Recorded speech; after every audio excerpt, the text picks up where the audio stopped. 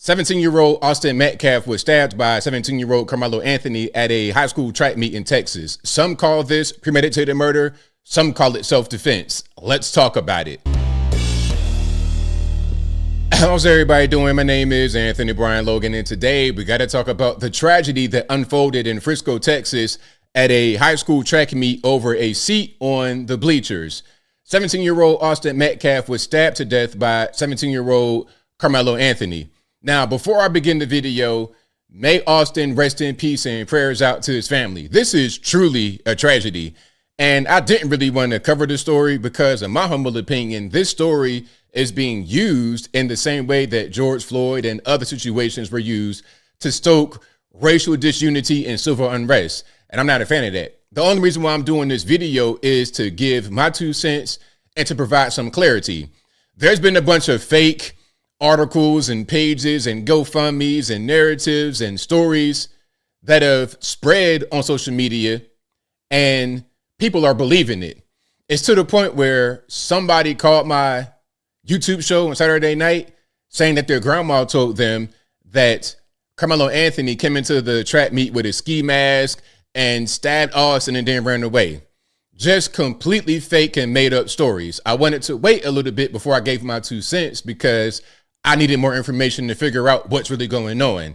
Now, here's my opinion about why this story has become popular. I think a lot of people on the right, on social media, blew the story up because they knew it'd be a thing that got a lot of attention. And they were also trying to prove a narrative about black violence on white people. You can see it right here from Matt Walsh. This is dated April 3rd, which is Thursday, right around the time when the story first started trending. You see what it says right here. If I told you that a young man stabbed another young man to death for telling him that he was in the wrong seat, and then I told you that one young man in this altercation was white and the other black, and then I asked you to guess the race of the assailant, every single person would know the answer immediately. Young black males are violent to a wildly, outrageously disproportionate degree. That's just a fact. We all know it, and it's time that we speak honestly about it or nothing will ever change. That has 19 million views. This kind of stuff is what caused the story to blow up. And it's false because he doesn't have the full story here. And that is the danger about reporting on things like this without knowing the full story. You're going to push a false narrative and your narrative becomes the default. Now, let's keep on going here. Here's something else. They're showing pictures of both of the young men, both holding weapons. And I think Carmelo's is an airsoft. They could both have airsofts, but they're saying, oh, it's not the same. How is it different? How is it different? Is the finger too close to the trigger, too much into the guard? I don't understand. It looks like the exact same picture to me. People say they don't see race, but do you really not see race? Did Carmelo Anthony have any gun violations? Had he been locked up before? I don't really understand. Okay.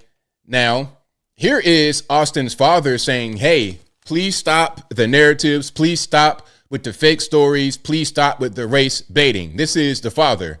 And I was asking back on April the 3rd, hey, will the father's wishes be respected, or is it more important to score points? Let's watch this, and then we got a lot more videos to get into.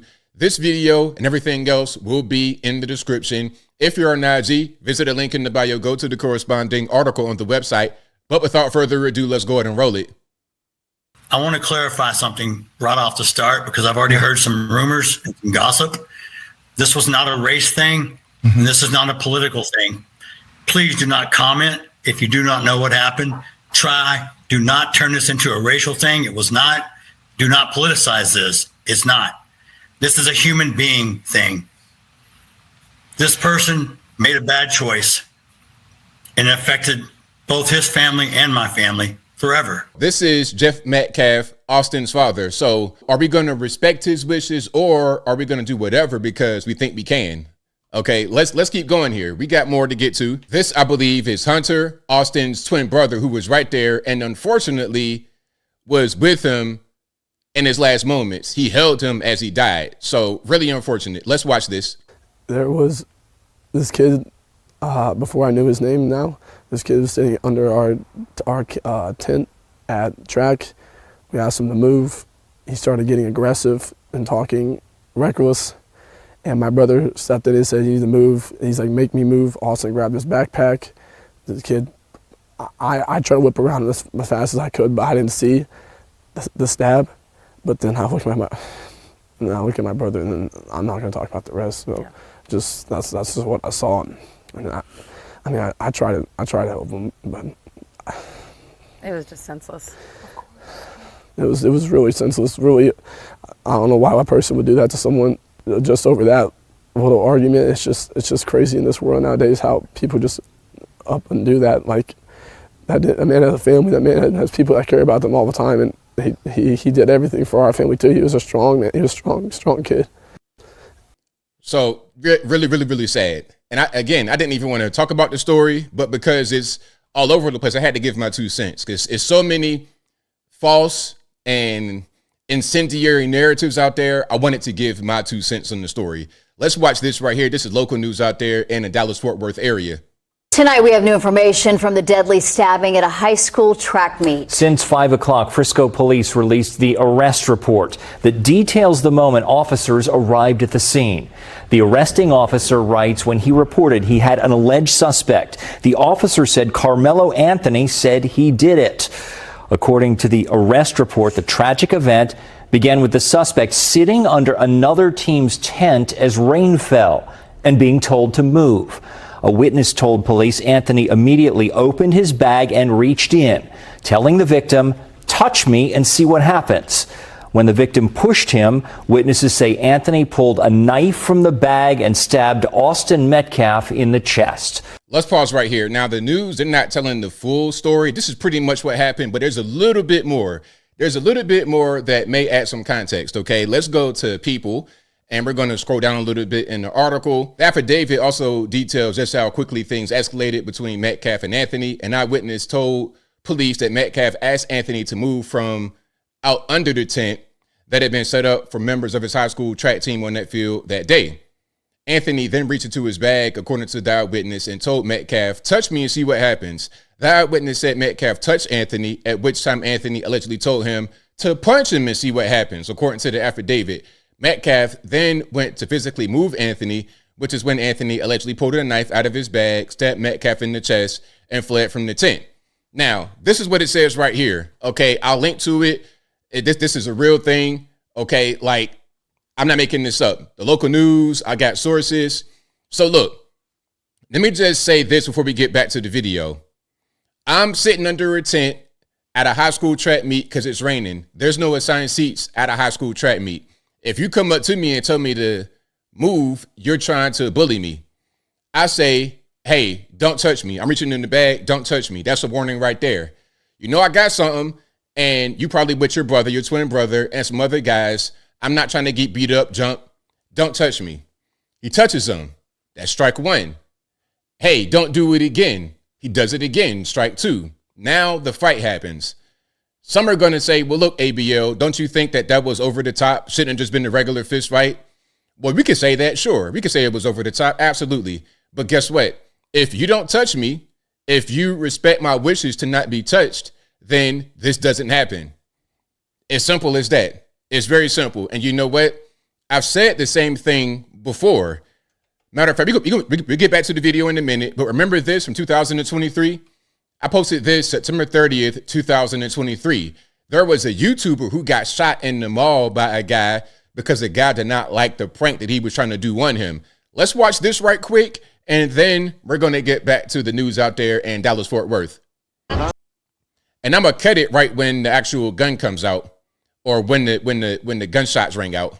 What's that? Quit thinking about my twinkle. No. Quit thinking about my twinkle. Get out of my business like opposite. Stop. Quit thinking about my twinkle. Stop. Now, I cut that part out where the gunshot happened, but you can see right here, there's a gun in this man's hand, and he shoots the YouTuber. Now, the YouTuber did live, so shout out to him. But this man has a gun in a shopping mall and produces it and shoots the man. Now, I'm sure a shopping mall is a gun-free zone, right? The same way that a high school track meet might be a knife-free zone. But the guy who did this, the DoorDasher, minding his business with the gun, he did not get locked up. He beat that case. it was self-defense. And a lot of the comments under this, you can go to my page right now. I'll put it on my website. You can see the comments of what they say. FAFO, don't harass people. But now I think things are just a tad bit different. Just a tad bit different. But let's get back to the video. The murder suspect reportedly asked police on the scene if what happened could be considered self-defense and asking if the victim was going to be okay. Maria Guerrero takes a closer look at the case and the grief in Collin County. Facing 5 to 99 years in prison if convicted, Carmelo Anthony no longer appearing as emotional as he did after being arrested in the stabbing death of 17-year-old Austin Metcalf. They were twins, identical twins, and his brother was holding on to him, trying to make it stop bleeding, and he died in his brother's arms. The horrifying scene playing out Wednesday morning during a district track meet with over 100 student athletes participating. Frisco police say Anthony, a Centennial High School student, stabbed Metcalf, a Memorial High School student, during a fight. The victim's family says Anthony was told he was sitting in the wrong spot and that the teens did not know each other. Frisco police and the school district declining to provide new information or interviews. The district also not responding to questions raised by a lot of parents about what kind of security these daytime track meets have and whether student athletes' bags are checked. Now, there's more to this video, but you get the general idea of what's happening here. Again, rest in peace to Austin Metcalf. Prayers out to his family. Prayers out to his twin brother who was right there. But as I close, I want to say this. You cannot put your hands on people. You can't do it. We could say that it was an overreaction, and you're right about that. But I was always taught, hey, if you pick a fight with somebody, if you touch somebody first, then you can't really dictate or regulate the way that they react to you. Keep your hands to yourself. That should be the lesson here. And I know people are not going to like that, but it's the truth. Same thing I said with the case in the mall. Okay, stop harassing people. Get out of my face. Leave me alone. I'm trying to leave. I'm giving you warnings. You're not leaving me alone. Okay, now the gun comes out. Some say it was over the top. But the jury of his peers said it was okay because they let him beat the case. That's kind of what happens. And then some are going to say that I'm defending this guy because he's black. Meanwhile, I defended Daniel Penny. And the Daniel Penny case was actually worse because Jordan Neely didn't attack anybody. He was just menacing like he was going to attack somebody. I said that Daniel Penny is a hero because he came in and restrained him to prevent him from crashing out, which he had done before. And unfortunately, Jordan Neely died, but that was not Daniel Penny's fault. The same way that if we get into a fight and then somebody gets hurt, it's not my fault if I was the one who was aggressed upon first. And I think I'll leave that right there for now. And what say you? Do you think that this was a case of black on white violence? Do you think it's a case that was blown up by grifters? I mean, influencers online to get some money, to prove a narrative, to prove a point? From the same people, Daily Wire, who wanted to pardon Chauvin. And I defended Chauvin, but everybody knows that you can't really get Chauvin pardoned. Like, what are you doing? Are you guys trying to spark civil unrest?